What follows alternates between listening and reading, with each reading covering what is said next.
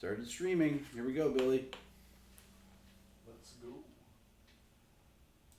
Says receiving content. You can tell me when we're live. I guess we're live. We're live. What's up? How's everybody doing? That's my Rick morning thing when I talk to my friends. I'm like, yo, what's up? It's 7:30 in the morning when I called to bust on people like Rhett, who I know are sleeping. And he's like, oh, brother. Anyways, I was in Nashville yesterday teaching at Victor Wooten's theory camp. I did this 2 years ago, and Victor asked me to come back this is his 20th year that he's doing his camp. He does a series of camps through the summer. It's really, really cool. He's got 150 acres west of Nashville, about 70, I don't know, 50 miles, 70 miles, something like that. It's a ways.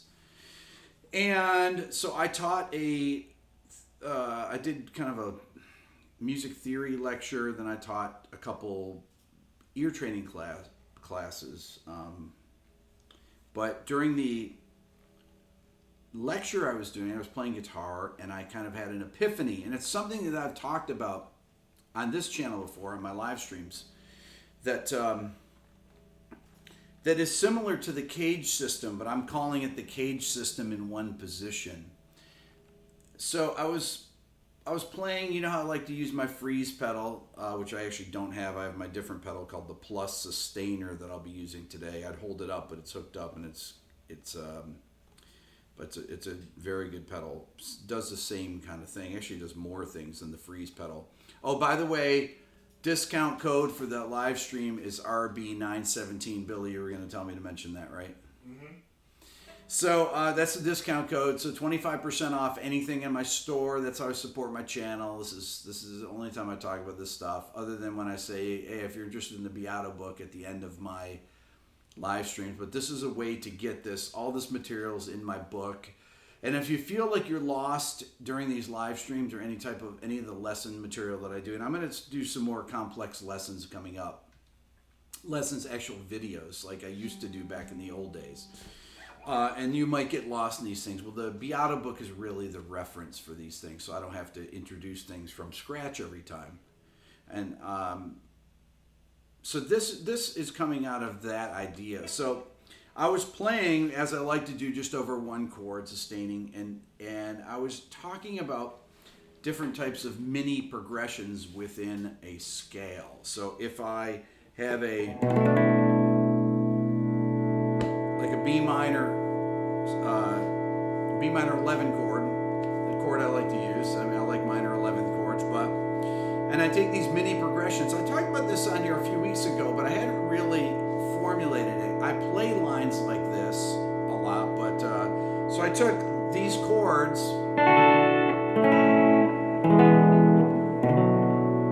So D major,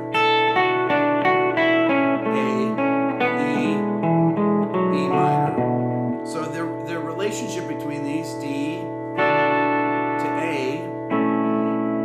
Okay, if you think about this, I'm going from 4 to 1, and if you think of A to E, it's really 4 to 1 down to B minor. So these are all related by fourths.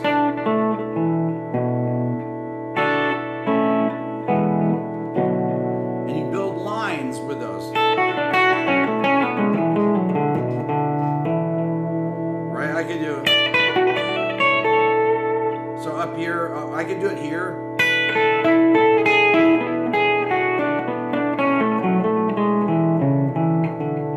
So here I'm using a E suspended 4,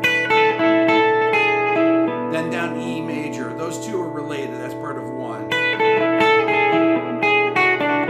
Down B minor, F sharp minor, C sharp minor, then B minor, because I always want to have a resolution. But I could come up here and go. So I'm going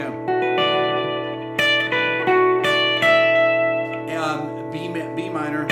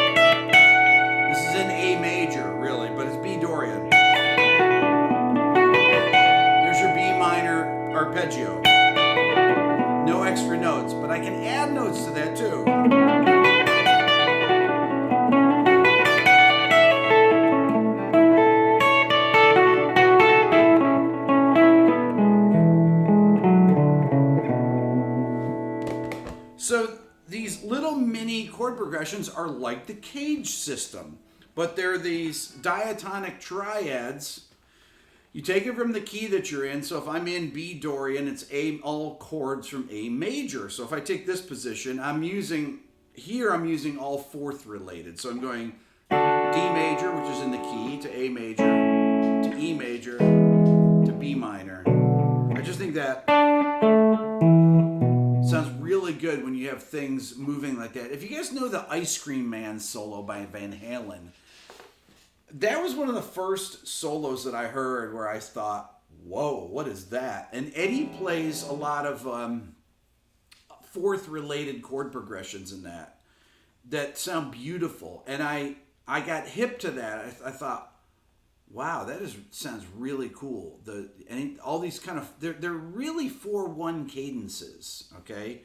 But there are cadences within the key. I mean, here you're going E major to B minor, okay? So if I'm thinking here, D, A, B minor, it's real dark, right? So you have to know where your inversions are in all these different positions, right? Here's my B minor here. I got B minor there, or if I'm using D major there, D major.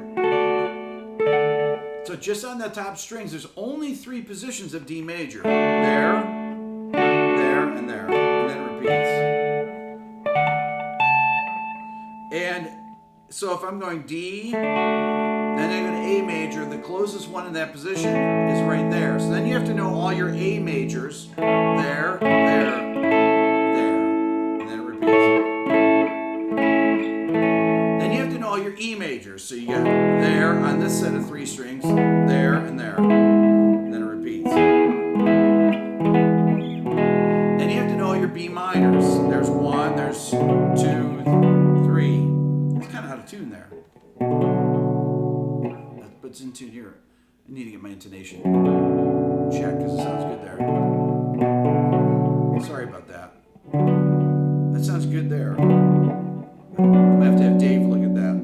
Okay, so I went through those groupings of 3 strings, of each set of 3 strings, and took the different triads. So here's one position is there, there, there, there, then here's, whoops. Then up here, D, A, E, B minor. Then up here, you're back to this. It's the same one as that. Okay, so all those fourth related chords sound good because they are resolving within themselves. They're all from that scale. They're all from A major, but the relationship from one to another is really what makes it sound great. It's like what makes this sound great. Now, sometimes you do things like a couple times I did B minor to A and then started the sequence. Okay, I could do.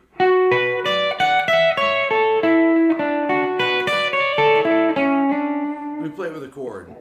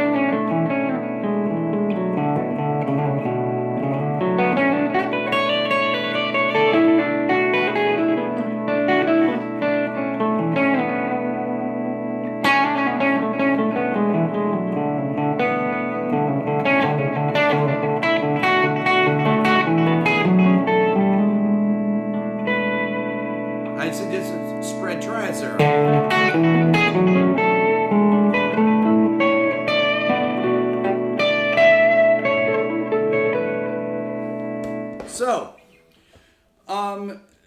taking each position and learning those triads and moving between them, you take those triad shapes and just move them across the guitar in fourth relationships. Now you can do, you could play, I mean, I could play B minor here.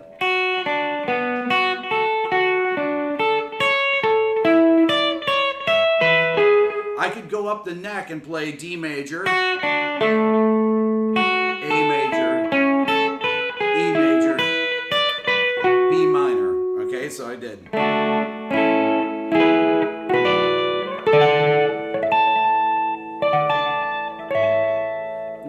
That sounds beautiful too. Check it out.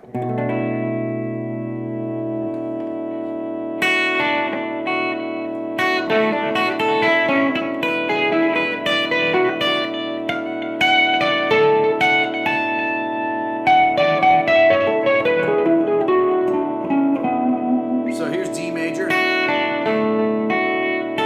major,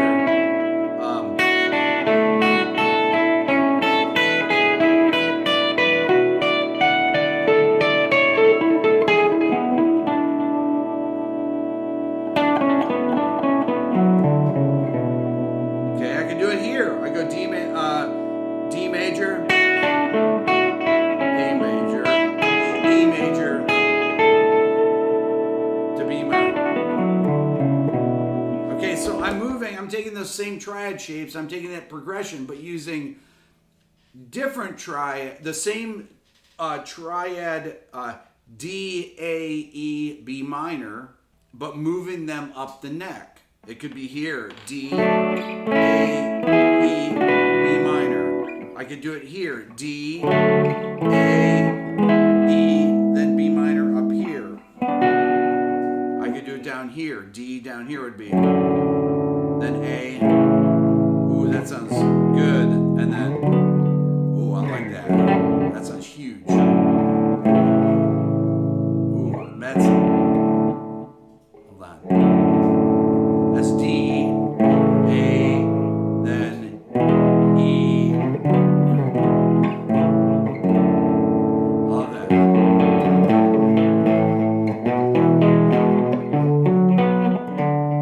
That's really cool. Let's listen to that. Here, let's check it out. Hold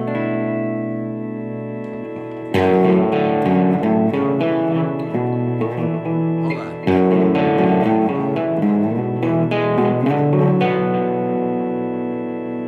I can do it on this string.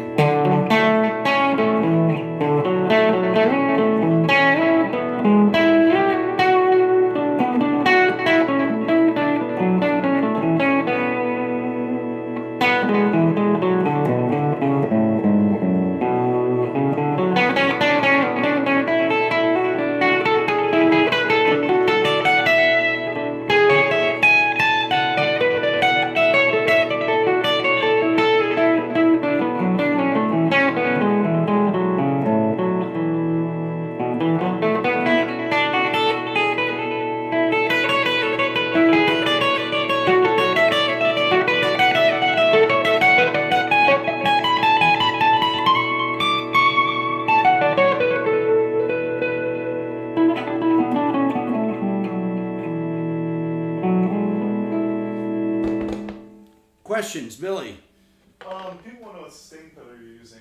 I'm using the Plus sustain pedal. It's I can't lift it up because it's the way it's hooked up. Well, I guess.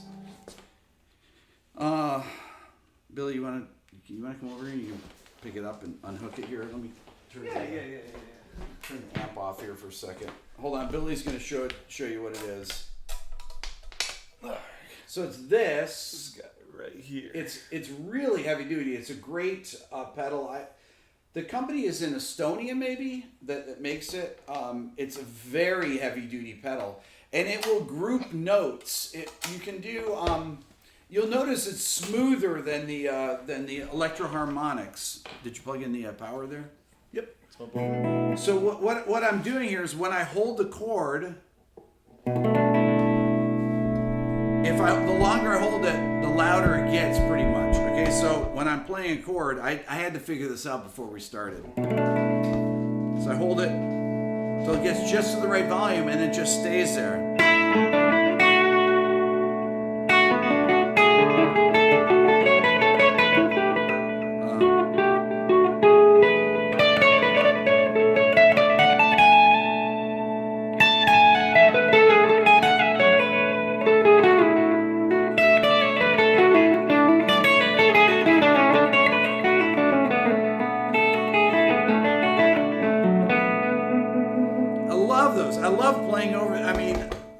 Playing over these sustainers. This is a great invention that they came up with. The first one, the Hog pedal, is a huge electroharmonics pedal that I have, and I was going to use it because it does more of like a synth sound. You can add other octaves, but it kept cutting out, and there must be some short in it or something. I need to get a new one or whatever, but it's not working right. But it's really cool, and it's more like a synth. But this is great because you can actually build a chord with separate notes using it in its group mode, which I really dig. Questions, Billy? Not really any questions, but Crush Groovin sent 2 super chats. He sent $2 once in hi Rick, loving your book. He also said again later, $2 again, it's great. Thank you. It's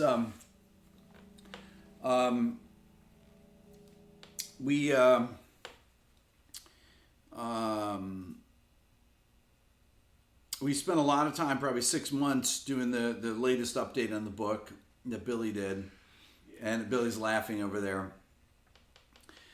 It was a lot of stuff to go through, and anytime I do an update on the book, just going through it it's very tedious work, and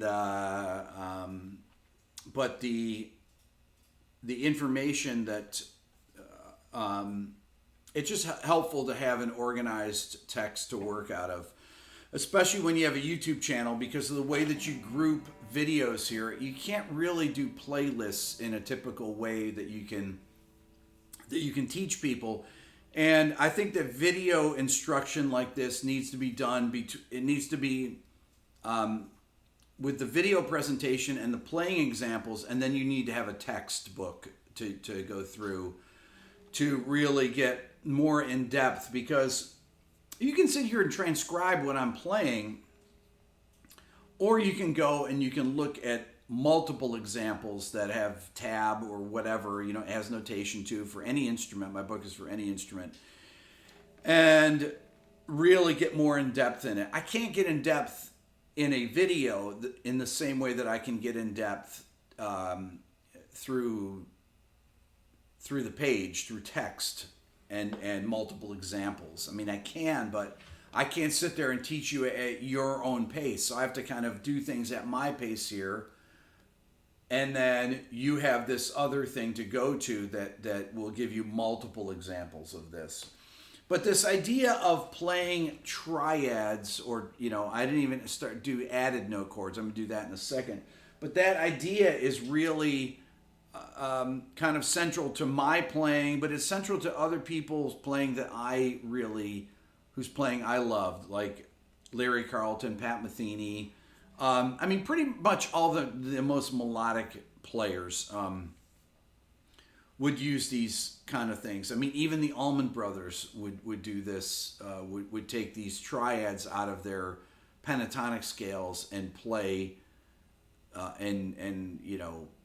play them. Peter Frampton did it all the time. George Harrison all the time. David Gilmour. They would use these simple notes of the chord, but they would move from one to the next. If you listen to the Solo in Something by George Harrison, it's really a great study in how to play over a chord progression. It's a perfect example. Or if you watch my video, the Beatles, What Makes This Song Great, the song The End, George Harrison's guitar solo is amazing. There's one point where he just goes... He goes right up on a C. He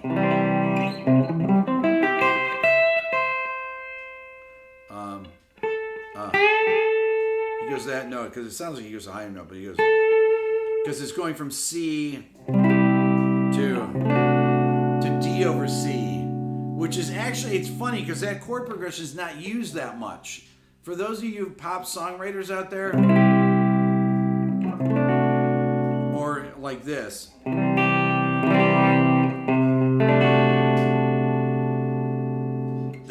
That move there from C to D over C is really strong, and then he goes to.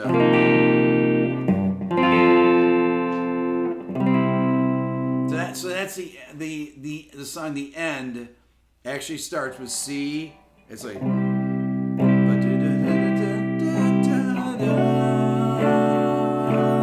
Then C minor.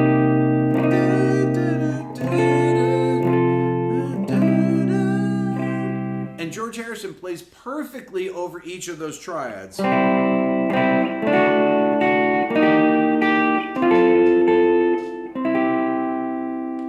All you need to do is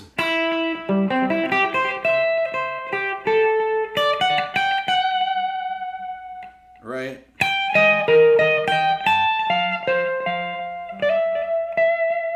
I'm just outlining those chords there, right? C.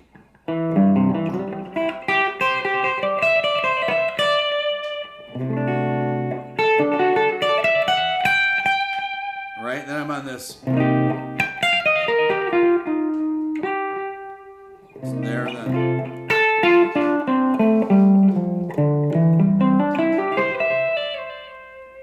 So that's just outlining those triads really simply. I put in a couple extra passing tones, but that's pretty much mostly doing the triads.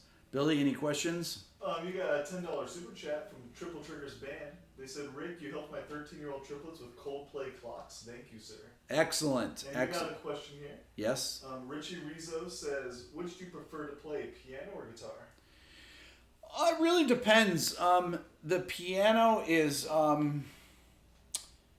I like to play the piano when my tendonitis isn't acting up. I've got I've had tendonitis in my hands for the last on and off for the last 3 years or so, and so I have to even when I'm playing the guitar here, there's things when I'm shifting positions, my thumb really hurts here, and so when I come under in on some moves, in here in that position it hurts, and it's the same when I come under with my thumb as I'm playing on the piano. It can get painful. So, what do I prefer to do? I like to do both actually. So, there's Victor and I were actually talking about this because Victor has a hand condition with both of his hands that he talks about in the interview, and he thinks it's related to the fact that he's playing bass for years, and from the time he was 2 years old, and getting in these positions like that, which is probably true. And I've been playing the guitar now for going on really over 40 years, I guess. Let's see, 76, 75. How many years is that? That's over 40 years. I've been playing guitar over 40 years. Oh! Anyways, but that it puts a lot of wear and tear on your hands. It does, especially if you don't warm up enough, whether you're playing guitar or piano. And they really use different muscles, the two, because obviously the piano you're playing like this, guitar you're playing like that. Two totally different muscles. I was actually having a discussion yesterday with a guy at Victor's camp. He was asking me about bass, and I told him that when I was a bass major in college, I was actually a double major between bass and guitar, upright bass. And I could never practice guitar and bass on the same days because the action on a bass in the hand position was so hard to it would tire my hand out so much that, and then the guitar strings would just feel like you can even feel them. It was they just feel like little tiny little threads or something under my fingers. And then the next day I'd play guitar and only practice that. So I would stagger it. So playing multiple instruments is it's fun, but it presents problems with as you, I don't know, it's just tough. So anyways, I'm waiting to get my piano tuned before I do some more piano videos. Billy, yes. Hisham asks, Rick, is there a special tuning that could give more taste for the inversions? Yeah, in-tune tuning is usually the best. Not like this one here when I'm doing this. What do I do? No, this one. One that is in tune like this. This guitar is actually a really good guitar for tuning, but I want to talk about these added note chords too, though, because I think this is really important. Because when I say added note chords, there's a few different notes you can add to a chord, and it all depends on what chord it is in the key. If we take this B minor again, so the D chord can have the 9th added. You can have the 4th added. So I'm just adding the 4th to the triad. I'm sorry, I have the sharp 4.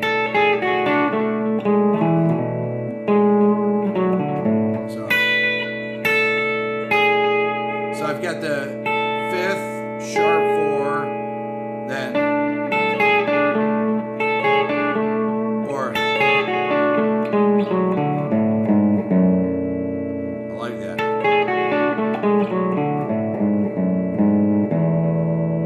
Okay, so that's an added sharp 4. So I've got the 9th, add sharp 4. On the A chord, I can add the 4. I can add the 9. All right, on the E chord, I can add the 4. I can add the 9. So these really are, and then the B minor, I can add the 9.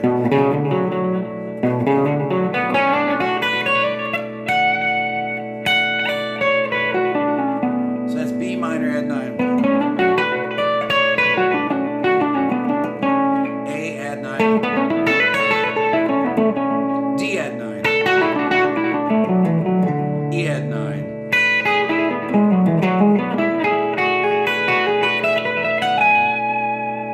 E sus 4.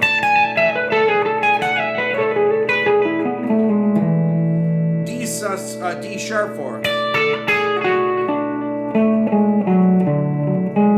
love that. People say it sounds like the Jetsons.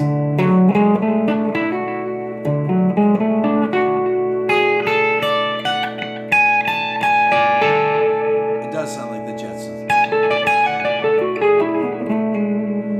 And then, so all those different added note chords, all those are in my book as well. RB 9/17, today's date. I've also got my mugs and t-shirts in there for those of you that have bought the book, but that's how I support the channel. My latest video of the top 20 bass intros, if you haven't seen it, check it out. There's some really fun things. I have Phil X that did a surprise appearance in it.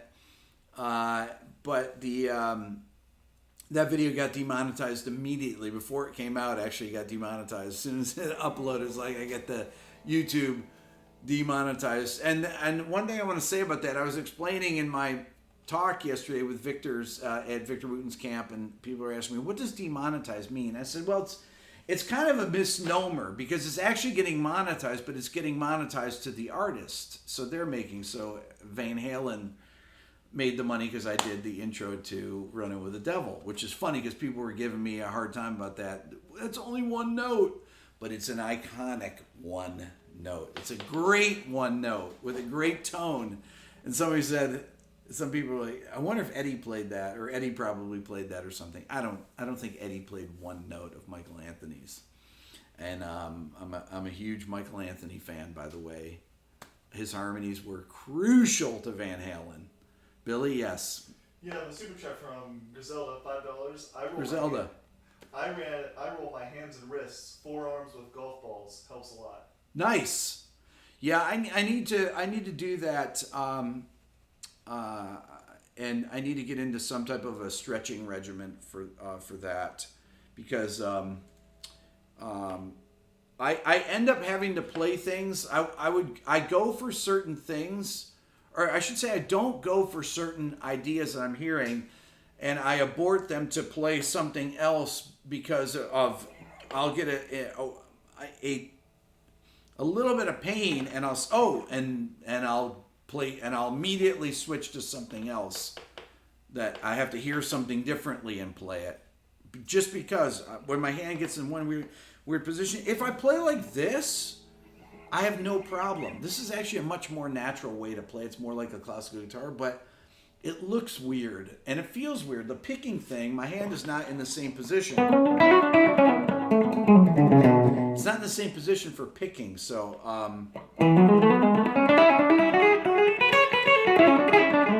mean, I can play though. I think I can actually play probably easier.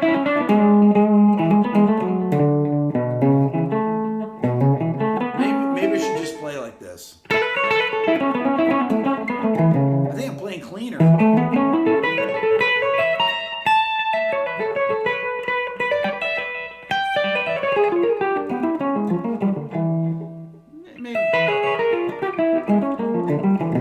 My hand is kind of, because I'm supporting the guitar with my arm here, so I feel like it's a little bit. I feel like it's I don't have the flexibility of it just my picking hand's not in the right position.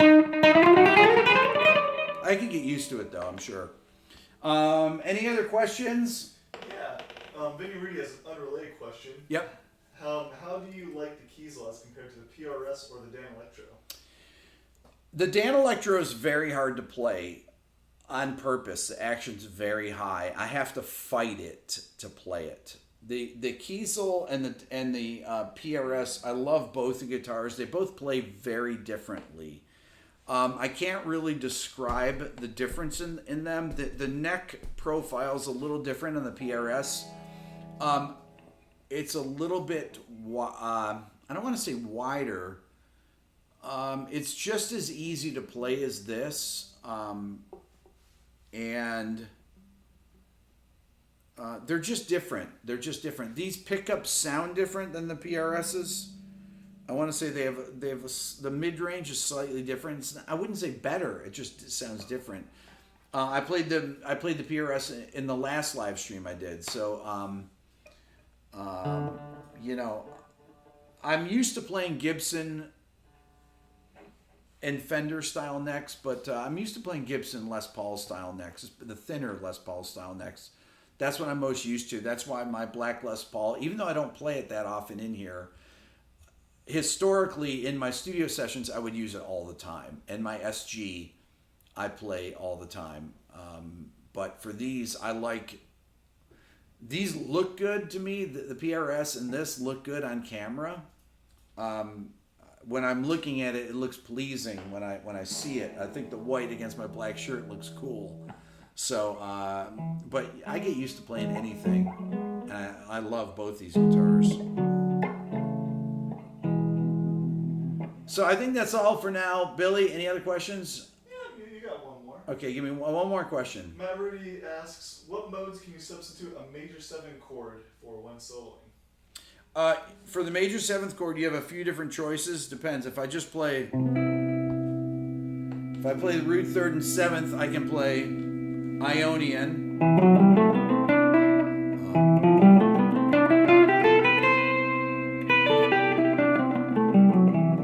I just did Lydian there. So you got Ionian.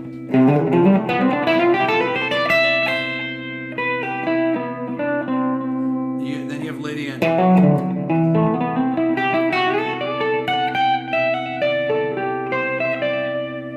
Then you have Lydian augmented. Ooh, that's really good.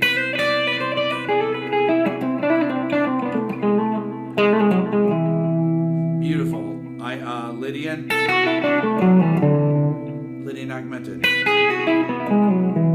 Major. Ionian.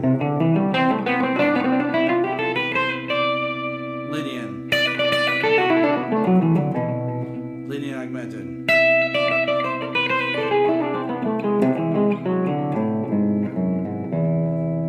So those are 3 different possibilities. There's other ones. There's Lydian Sharp 9. They're all in my book. That's a mode of the harmonic minor scale. I have a video on the Lydian Sharp 9 chord. That's one of my favorite videos that nobody watches. You should go look it up. It's a good video. That's all for now. Beato Club, 25%. Beato Club. Follow me on Instagram at RickBeato1. I'm 7,000 short of 100,000. I wanted to reach 100,000 on there. It was kind of a goal. I know some of you are like, oh, I don't like Instagram. Just follow me on Instagram. The Beato, the discount, go to my website for the 25% off anything in there. RB917, right, Billy? 917? Yep. You know, that's how you can support the channel, and it kind of helps me against the demonetization so I can keep making these videos.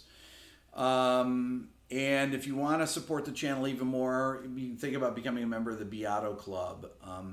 I have a thing on there that's always filled up, but it's where I do a reaction video to one of your songs, even though it's probably filled up now. It's there's only X amount of slots in it, so but keep looking on there, and there's some other things available that you can check out on my website. So thank you guys so much. It's been amazing today. We'll talk to you later.